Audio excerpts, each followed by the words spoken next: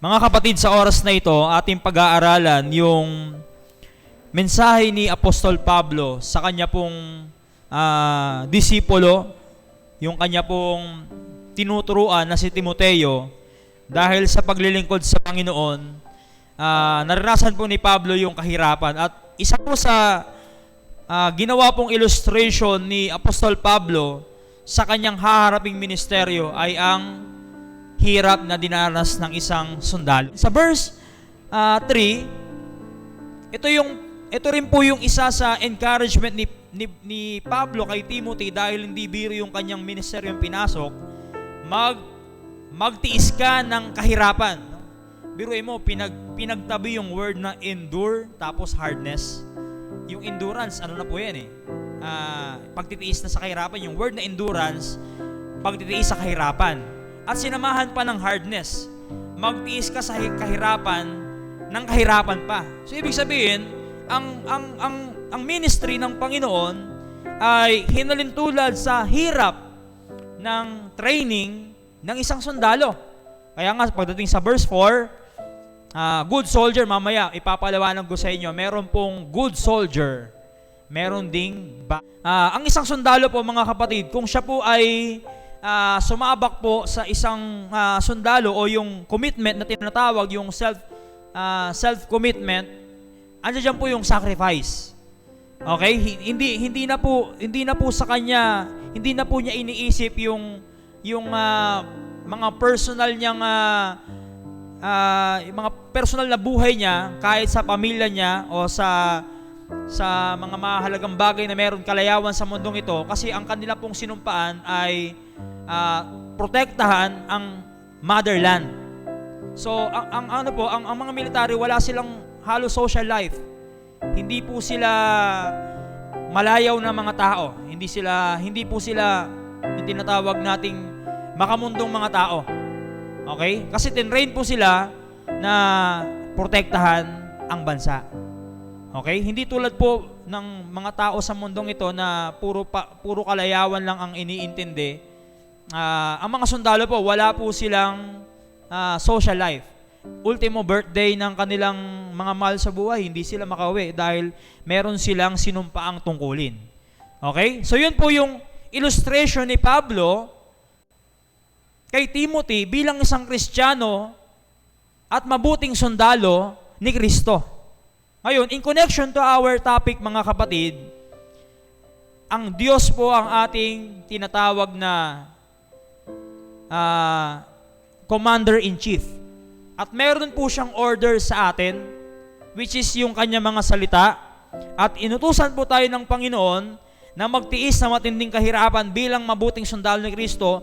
At hindi po dapat tayo bilang sundalo, ang pagiging sundalo po ni Kristo, hindi po kailangan na ikaw po ay nag-train sa military training. Ang sundalo ni Kristo ay inihahambing sa kumilala kay Kristo. Yung tinatawag na mga partakers of Christ's sufferings. Mga nakikipasan sa bigat ng tungkulin o sa gawain ng ating Panginoong Kristo. Tayo po yon. Kaya ikaw na Kristiyano, ikaw na miyembro, ang turing sa iyo ni Kristo na ating Commander-in-Chief, sundalo. Amen? So ang sundalo matapang. Ang sundalo hindi po duwag. Ang sundalo po madisiplina. Ikaw sundalo, dapat hindi ka po pahina-hina. Amen? Kasi sundalo ka ni Kristo. Hindi po ito sinabi sa isang pastor lang na magpakatapang o sa mga lalaki lang. Ito ay sinabi ng ating Panginoon sa bawat mga mananampalataya dahil tayo po ay sundalo ni Kristo. Mga sundalo po tayo. Pero ang ating pong pinaglalaban ay hindi po armas, kundi sa atin po ay espiritual na laban. Amen? So ang ating pamagat ay pinamagatan natin siyang good soldiers of Jesus Christ. Okay? Sa ating introduction, tayo, mga sundalo po tayo ni Kristo, Sa unang sentence, a good soldier of Jesus Christ must be devoted to Him. Ito po yung kinagandahan sa dumaan po sa training ng sundalo. Tinuruan po sila na maging tapat at handa nilang ibuwis ang kanilang buhay para sa bayan. Yan po ang doktrinang itinanim sa kanila doon sa academy o sa tinatawag na training school kung saan po sila nagsasanay. Handa silang mamatay para sa bayan. Kaya nga yun sa 'di ba, sa ating pambansang awit, 'di ba? Every time na pag tumutunog po yung ating pambansang awit, tayo pong mga sibilyan nakahawak sa dibdib. Ang mga sundalo nakasaludo po 'yan. Kasi mataas ang kanilang pagrespeto sa ating bayan na kahit ultimo buhay nila handa nilang ibigay.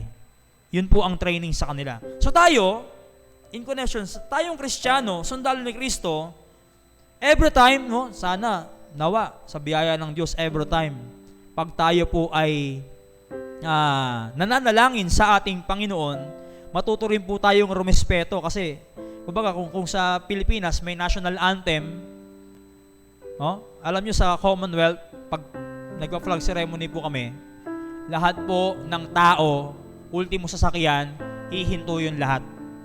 Hihinto po yung lahat. At lahat po ay pinipersa na mag-pay attention dahil ang pambansang awit ng Pilipinas ay patutunugin na. Kaya, mga kababayan, ang pambansang awit ng Pilipinas. Dugudugudugudung, bayang magiliw. Yun na po yun, tuloy-tuloy na. Hihinto lahat. Just imagine, ganun po kataas ang antas ng respeto na itinuturo ng ating lipunan sa mga tao pagdating po sa ating bansang Pilipinas. Lalong-lalo na, ang pinaka-respetado dyan, sasabihin natin yung mga uniform personnel. Sometimes yung mga civilian hindi po aware dyan. Okay? Pero ang mga uniform personnel, alam po nila na every time pagka national anthem, sasaludo po yan sila. So tayo bilang isang Kristiyano, paano naman po sa atin? Ano po yung parang tinatawag na national anthem natin bilang isang Kristiyano ng mga sundalo ni Kristo? Pag tayo po yung nananalangin na, matuto po tayong rumespeto. Huwag po tayong nagkikwentuhan habang nananalangin, nagsiselfone, naglalakad kung saan-saan. Sa bansa nga natin, pag nag-national anthem na, titigil lahat dahil respect. Sa atin po, Kristiyano, mga sundalo tayo ni Kristo. Ipakita po natin yung, kung sa sundalo, saludo, sa atin, pagyuko, nakapikit. Amen? Yun po mga kapatid. So, a good soldier of Jesus Christ must be devoted to Him. Yung ating pong respeto, yung ating pong panata, pagdating sa ating Diyos, yung ating pong mataas na paggalang, ay nariyan. So, ang tanong, ikaw ba'y sundalo? Mabuting sundalo ka ba? O masamang sundalo ka ni Kristo? So, masamang sundalo ka ni Kristo kung hindi ka marunong rumespeto sa panalangin. Meron po siyang command. Saan natin makikita? Written command? Dito po sa Bible. At kailangan po nating sundin yan simula sa pinaka mataas na ranggo hanggang sa pinaka mababa na ranggo. From pastor to deacon to officers hanggang members. So ang tanong ko kapatid, katulad ng sinabi ni Pablo kay Timothy, ang lahat ng mga bagay na nasaksihan mo sa akin, narinig mo sa akin, ay ipasa mo rin sa mga taong tapat na handa rin namang magturo sa iba. So ang turo sa atin ng Diyos, ipasa ang kanyang salita. Pinapasa ba natin ang salita ng Diyos? Amen? Pinapasa nyo ba? O hindi nyo pinapasa? Hindi kayo sumusunod sa utos ng ating Commander-in-Chief. Hindi kayo sumusunod. Alam nyo, ang totoong, ang mabuting sundalo ni Kristo, hindi po siya sumusuway. Napakataas ng kanilang respeto pagdating sa pagsunod. Di ba sabi nga, obey first. Di ba? Obey first before you complain. Alam mga kapatid, nabanggit ko na sa inyo kanina, sa training po, numaan po sila sa napakatinding training para pagdating po nila sa gera, sanay na sila sa hirap. Okay? So tayo po, mga Kristiyano, ang training sa atin ng Diyos, dinadaan niya po tayo sa maraming pagsubok para lalo tayo maging matibay bilang sundalo ni Kristo at para pagdating natin, pagkaharap na natin yung ibibigay ni Satanas na isang war sa atin, spiritual warfare, sanay na tayo sa hirap. Kaya pag ikaw ay sundalo ni Kristo, pag may naranasan kang kahirapan, part ng training yan. Huwag kang magrereklamo. Ano ba naman to? Akala ko ang Kristiyano, magaan, madali lang. Kasi anak tayo ng Diyos. Di ba dapat pag anak tayo ng Diyos, pinagpapala tayo, masagaan ang buhay natin. Well, in fact, hindi po ganon ang buhay ng isang Kristiyano. Because we are called soldier of Christ. And part of our training, ang mga kahirapan. So pag nahihirapan ka, kapatid, binibigyan ka ng training ng Diyos para lalo kang maging matibay. Sometimes, hindi alam ng maraming Kristiyano na kasama pala ang kahirapan sa buhay natin. Tinawag tayong sundalo, kapatid. Ang sundalo na puputikan yan, pinapagulong sa putikan yan. Pinapagulong sa putikan, pinapabilad sa araw, itinatapon sa napakataas na sa impapawid, no? Ihahagis ka lang dyan. Na akala mo ayaw ka nang mabuhay. Nilulunod, yung tinatalian yung buong kamay, no? Yung training ng Scout Ranger ni Brother Robert. Tatalian yung buong kamay mo, tas yung paa mo, tas itatapon ka. Tapos kailangan matanggal mo yung pagkakatali at makaahon ka. Sabi nga parang hindi ka talaga parang pinapatay. Pinapatay ka talaga. At sinasagad ka hanggang sa limitation mo para malaman kung hanggang saan yung commitment mo sa pinasok mo, kung aatras ka ba. Kasi kung umatras ka, ibig sabihin, hindi ka talaga sundalo. Pero kung nalampasan mo yung kahirapan, sa tindi ng hirap ng training na yan na pinagdaanan mo, ibig sabihin, magiging devoted ka sa iaatang na responsibilidad sa'yo kung ano man po yun. Amen? So, meron ba kayo mga kahirapan na pinagdadaanan, kapatid? Nasa training process ka. Amen? Endure hardness as a good soldier of Jesus Christ. So, hindi pala madaling maging Kristiyano, no? Mahirap maging Kristiyano. Tayo mga Kristiyano, hindi po tayo sumasabay sa uso ng sanlibutan. Hindi po porket ito yung ginagawa ng mundo, ay ginagawa natin. We are under sa tinatawag na war.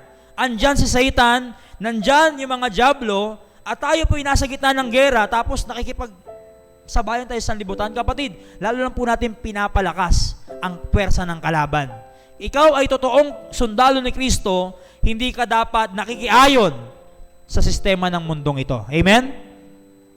So, kita nyo mga kapatid, no, ang sabi ni Pablo kay Timothy, hindi ka po, sabi dito, he must not entangle himself in the things of this life. Ano ba yung mga uso sa mundong ito na kinahihiligan ng sanlibutan? Kinahihiligan mo rin? Ikaw ay sundalo ni Kristo, kapatid. Magkaroon ka ng kaibahan. Alam nyo, yung masarap sa pakiramdam, alam ko, yung mga gumraduate sa PMA, yung sasaluduhan sila ng presidente, masarap sa pakiramdam, ay, lalo na si Brother Robert, pag nakaharap nila yung Commander-in-Chief, parang very honored and proud sila. Bakit po mga kapatid? Kasi kaharap nila yung pinakamataas na ranggo sa lahat ng hanay ng sundalo. Okay? At ang kanilang ultimate desire and goal ay mapagsilbihan at sundin ang utos ng Commander-in-Chief. So tayo din mga kapatid, no? What is our greatest desire? We are proud and pleased and honored in the sight of God kung tayo po'y gamitin ng Diyos sa kanyang gawain. Kumbaga, kung tayo gamitin, hindi utang ng loob ng Diyos yun sa atin. Tayo po ang may utang na loob sa Diyos. Pag tayo ginamit, pribilehiyo po yun para sa atin. At pag tayo lumapit sa Panginoon, Lord, maraming salamat dahil sa dami ng pwedeng gamitin, isa ako sa pinili mo. Kristiyano pamumuhay natin mga kapatid. Minsan may mga Kristiyano, mga sundalo ni Kristo na nagiging rebelde. Bakit po mga kapatid? Yung mga Kristiyano na nagba-backslide. At nung nag-backslide sila, umalis na nga sila, tumalikod na sila, sinisiraan pa nila yung church na pinanggalingan nila. Which is, hindi po magandang reputasyon. Kasi, di ba ang NPA, sinisiraan nila ang gobyerno. Yung mga NPA naman na Kristiyano, na mga bad army, na mga dating sundalo ni Kristo na tumalikod na at sumama na doon sa rebelding kampo ni Satanas, sinisiraan nila yung pastor. Huwag niyo po siraan yung pastor. No? Para sa kapakanan ng mga hindi mananampalataya na nasa paligid. Kasi pag siniraan niyo po yung pastor o yung church o yung mga miyembro, hinihikayat nyo yung, kumbaga nagre-recruit po kayo ng mga rebelde na rin. Imbis sila'y sumunod sa Diyos, dahil may direct command ng Diyos, nire-recruit nyo silang huwag sumunod sa Diyos dahil sinisiraan ninyo yung church o yung pastor o yung mga miyembro. So kung umalis po kayo, umalis na lang kayo ng may kapayapaan. Huwag na kayong manira. Pero mas maganda, huwag kayong umalis. Kapatid, sa panahon natin ngayon, may mga rebelde na nagbalik loob. No? May mga rebelde na nagbalik loob. So, yung mga rebelde natin, mga kasama, pwede silang magbalik loob, tulungan natin sila. No? Itong church, training ground. Yung battleground natin doon sa labas. Doon po natin masusumpungan yung totoong laban ng buhay natin bilang isang Kristiyano. Kaya, please pay attention every time sinasanay tayo ng Diyos. Amen? Dito po sa church or mga pagsubok na pinagdadaanan po. Mas ano po tayo, kumbaga mas privileged and mas honored pa tayo sa sundalo ng Pilipinas kaysa sa sundalo ni Kristo. Kasi yung mga sundalo sa Pilipinas, sila po ay sundalo ng Pilipinas. Ikaw, sundalo ka ni Kristo. Sumahiya ka pag wala kang disiplina. Nakakahiya. So, kailangan matuto tayong dumisiplina dahil yun po ang gusto ng Diyos. Discipline is what makes a soldier different. Civil military operations. Yung kanilang programa na pupunta sila sa mga sibilyan. Kasi, ang sibilyan, pwede rin po nilang maging kakampi para sa mga nagre-rebelde. Kasi kung sira ang reputasyon ng sundalo sa sibilyan, baka pwede pang gamitin ng rebelde ang civilian para talunin ang sundalo.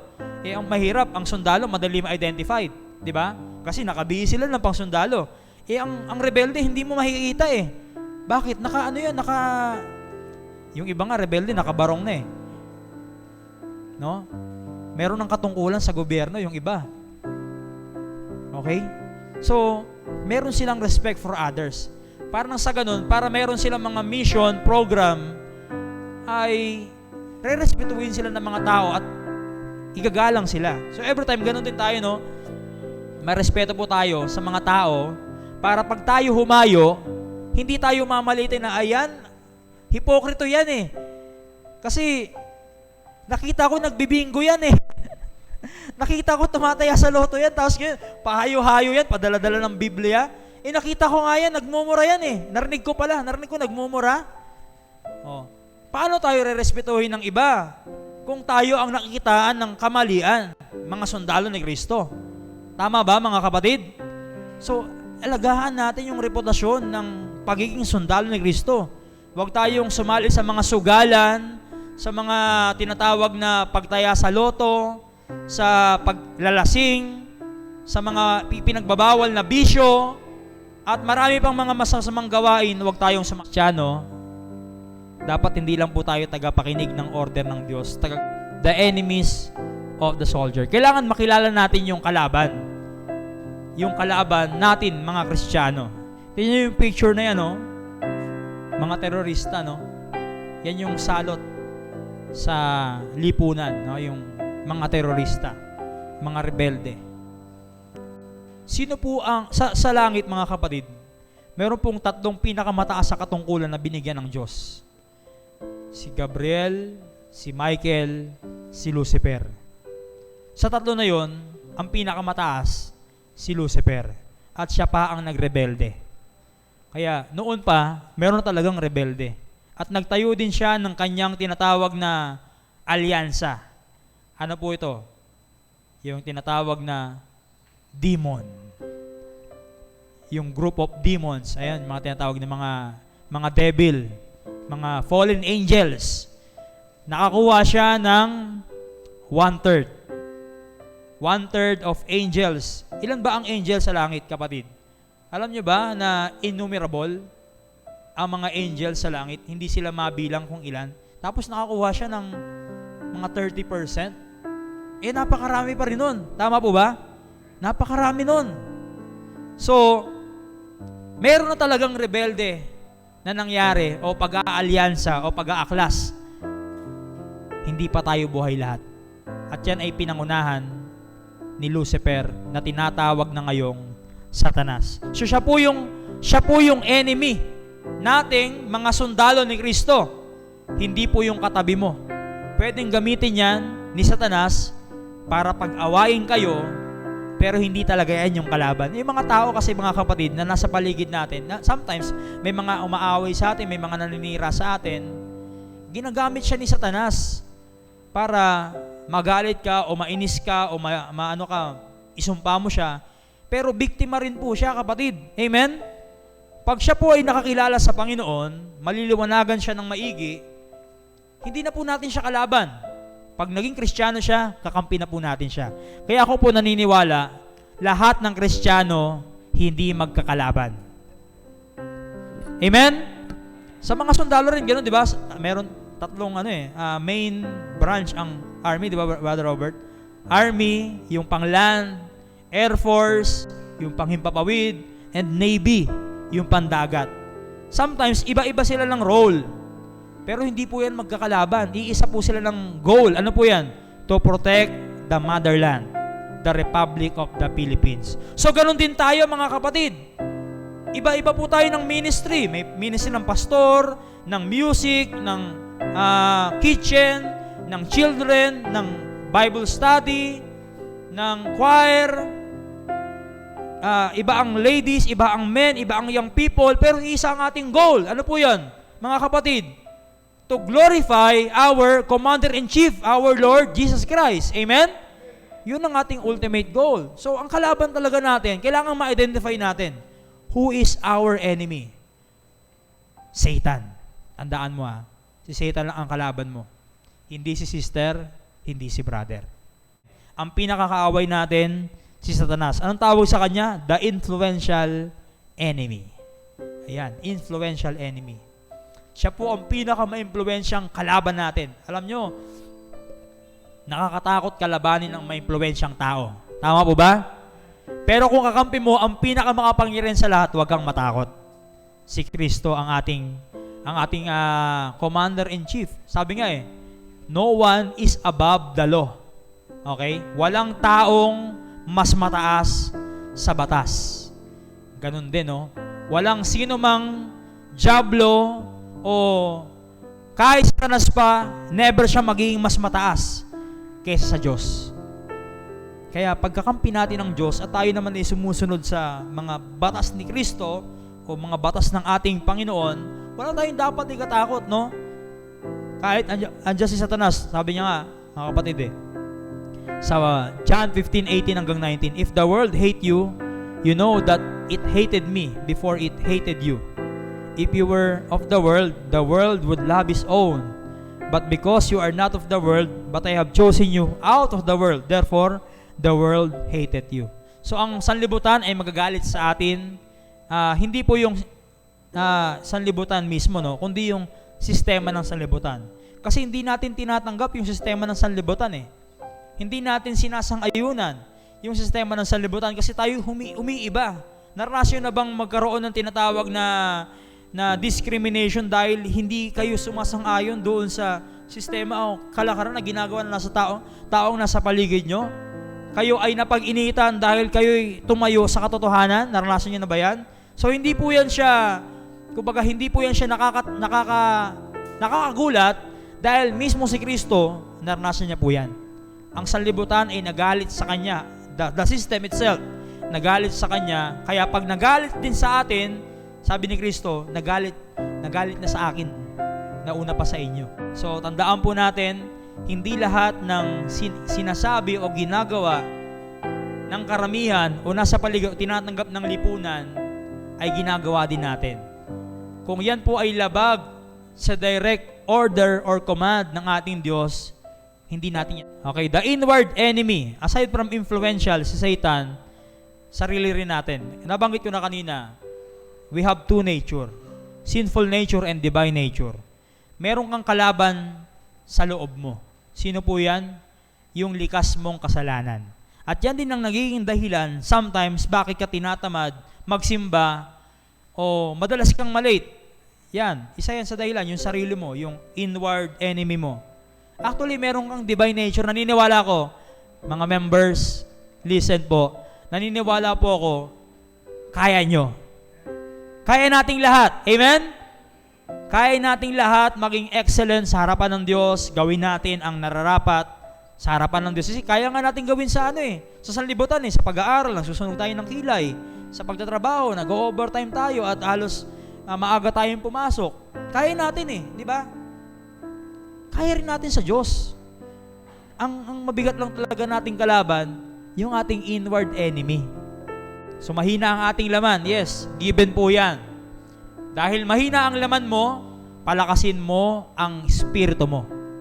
Palakasin mo ang divine. So our inward enemy, kailangan natin matalo rin yung ating sarili. Sabi nga we wrestle against the flesh. For we wrestle not, sabi nga dito, for the flesh lusteth against the spirit. Ayan Galatians 5:17. And the spirit against the flesh. So yung our flesh speaks about our sinful nature, and our spirit talks about our divine nature. They are contrary one to another. Kaya pag mas malakas yung kamunduhan mo, malamang talo palagi yung spiritual being mo, yung spiritual side mo. Pag mas malakas yung kamunduhan mo, yung worldly kang tao, pagdating sa simbahan, napakabanal mo, nagme-memory verse ka, nagsisimba ka, ang ganda ng kasuotan mo, pero paglabas ng simbahan, makamundo ka na. Kung ano-ano na yung mga ginagawa mo, mga kamunduhan, makasanlibot ang mga bagay. So malamang talo palagi ang divine nature side mo. Pero kung yung sarili mo, sabi nga ng Bible, di ba? If any man will come after me, the invisible enemy. So aside from Satan, meron po siyang mga galamay. Okay? Pwede niyang gamiting galamay yung mga invisible enemy, like for example, yung mga sistema sa sanlibutan. Ayan, yung mga influence, mga bad influence sa sanlibutan na pinangungunahan ng mga alipores o mga army din ni Satan. Sino po ito? Yung mga devils. Ang tawag sa kanila, mga kapatid, invisible enemy. Sila yung tinatawag na principalities, powers, rulers of the darkness of this world, spiritual wickedness in high places. Kaya pag manonood ka ng social media sa mga balita, karamihan mga bad news na Ang tendency niya, kapatid, nag-i-inculcate siya ng negative emotion o negative impact sa buhay natin na mawawalan ka na ng pag-asa. Like for example, mga negative news o mga negative posts sa social media. Alam nyo, pag may mga problema po kayo sa buhay, huwag nyo na pong i-share sa lahat. Pwede ba yon? Huwag nyo na i-post sa Facebook. Kasi nagpapasa lang kayo ng invisible enemy. Negative vibes. Ayan, tatawag natin negative vibes. Huwag na kayo maglabas ng sama ng loob sa sanlibutan. Dumirekta na kayo sa Diyos. Ibigay nyo na sa Panginoon. Huwag nyo nang ipasa, kapatid. Invisible enemy yan yung negative. Kaya nga dapat tayo po mga Kristiyano, tayo po yung tagapagpasa lang ng mga sabi nga, 'di ba, glad tidings of good things. Mga mabubuting bagay, mabuting balita. Pag ikaw ba ay makapagpapasa ng balita, ano ba yung maririnig sa'yo? Good news o bad news? Sana good news. No? Pagka ikaw ba ay tatanungin, anong tatanong sa'yo? Good news o bad news? Anong binibigkas mo? Good news o bad news? Nawa, hindi mo na binibigkas yung mga negative na nangyayari sa paligid mo. Kung meron ka nakitang negative, ipagpasintabi mo na lang. Kasi pag ipinasa mo yan sa iba, hindi mo alam ano ang pwedeng gawin ng kalaban. Pwede niya sakyan yan eh. Kasi ang kalaban natin niya, mga alipore si Satan, mga invisible yan. Pwede nilang sakyan yung negative at maglalaro na sa isip ng tao yan na makakakos ng negative effect sa kanyang buhay. Mga kapatid, as a good soldier of Jesus Christ, piliin po nating maging sundalo ni Kristo para sa kanyang kapurihan. Wag po natin nawa piliin maging rebelde sa kanyang mga salita. Piliin po natin mga kapatid, bilang sundalo ni Kristo na sundin ang kanyang mga salita. Sikapin natin maging obedient sa direct order ng ating Diyos.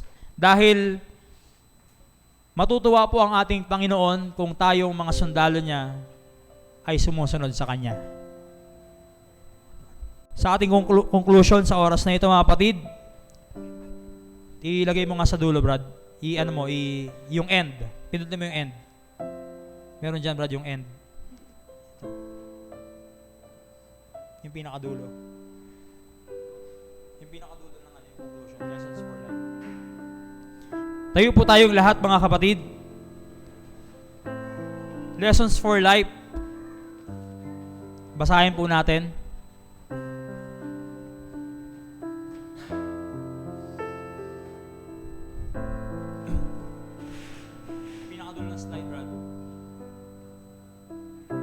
Ayan, lessons for life. Kita nyo po ba, mga kapatid? Sabay-sabay natin basahin ang lessons for life. Number 1, our Lord has called us to serve in His army. To be a good soldier, we must be faithful, disciplined, and bold. Number 2, our families, friends, and nation are counting on us to be good soldiers and to stand firm against evil. Pangatlo, our marching orders are clear. Our provision is grace. And our captain or our commander-in-chief is the Lord Jesus. We are more than conquerors through Him that love us. So mga kapatid, sa oras na ito, are you a good soldier of Jesus Christ? Nawa, maging mabuting sundalo tayo ni Kristo. Yung mga good qualities na binanggit ko kanina, isa puso po natin yan. Yung ating pinagsisilbihan po, siya po yung makapangyarihan sa lahat. Siya yung gumawa ng lahat. Siya yung dahilan bakit ka nandyan pa rin sa kinatatayuan mo. At siya ang nagbigay ng mga biyaya sa buhay mo. Kaya, kung kaya mong ibigay yung best sa mga tao o sa paligid mo na temporal lang, na mawawala naman, dapat masikapin natin maibigay yung best natin doon sa Diyos. Doon sa tunay na karapat-dapat na mabigyan ng pinaka the best na serbisyo, kundi ang ating Panginoon.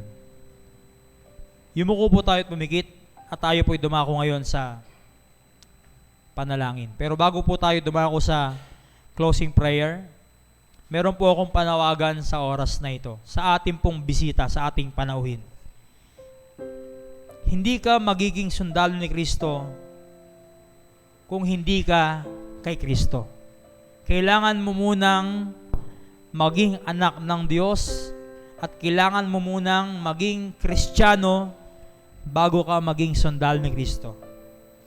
Sa oras na ito, kung sakaling panawang ka ng buhay sa ating bisita, alam mo ba kung saan ka pupunta?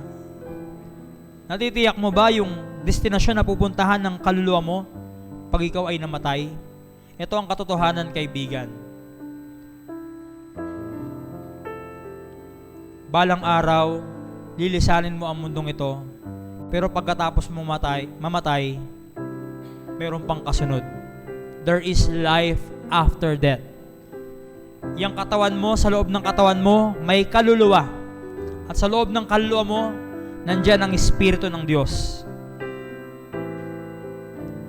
Marahil, hindi mo pa tinatanggap ang Panginoong Kristo, ang Espiritu mo ay hindi pa nagpapunction, hindi pa buhay. Ngunit kung isusuko mo ang buhay mo sa Panginoong Kristo at magsisisi ka sa iyong kasalanan na tatanggapin mo siya si Kristo Jesus bilang iyong tagapagligtas, ang espiritu mo ay bubuhay ng Diyos at magkakaroon ka ng kamalayan sa mga spiritual na bagay. Ang katawan mo na yan, pag ikaw ay namatay, hihiwala yung kaluluwa mo sa katawan mo at iiwan mo ang katawan mo sa mundong ito dahil ang katawan, ang tawag diyan ay ang pangangailangan ng sanlibutan o ang kamalayan ng sanlibutan. Ang iyong kaluluwa, yan po ang tinatawag na kamalayan. Kamalayan mo bilang tao. Ang espiritu mo, ang kamalayan mo sa Panginoon. So pag namatay ka, iiwan mo yung katawan mo. Babalik sa alabok. Pag namatay ka, makakalimutan ka ng marami. Magiging alaala ka na lang.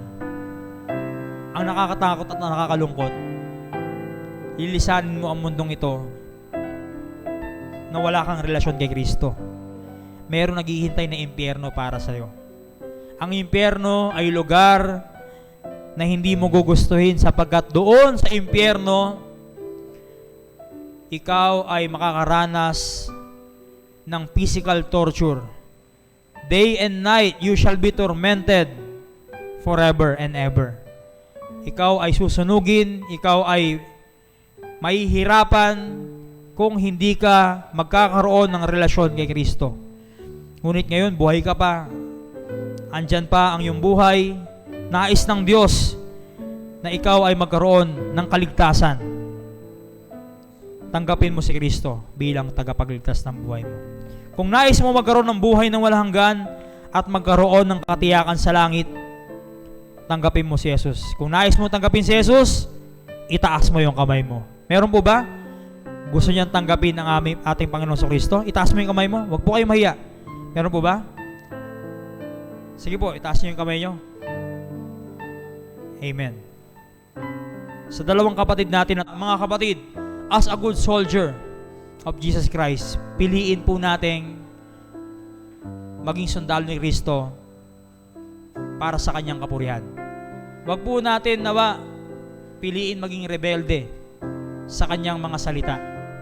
Piliin po natin, mga kapatid, bilang sundalo ni Kristo na sundin ang kanyang mga salita. Sikapin natin maging obedient sa direct order ng ating Diyos. Dahil matutuwa po ang ating Panginoon kung tayong mga sundalo niya ay sumusunod.